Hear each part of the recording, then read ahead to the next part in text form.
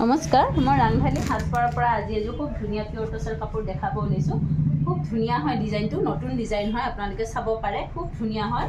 Gunnar काम करा आछे कापोरजोर और चादर आँचलटो एनेकुवा एखिनि चादर आँचलटो अलप बेलेग धरणे दिया होइसे और गोटे गुनार थाकिब और एगिटा साइड पारी है साइड पारी गिटा गुनार काम करा होइसे और माजत रेड कलर मीना करा होइसे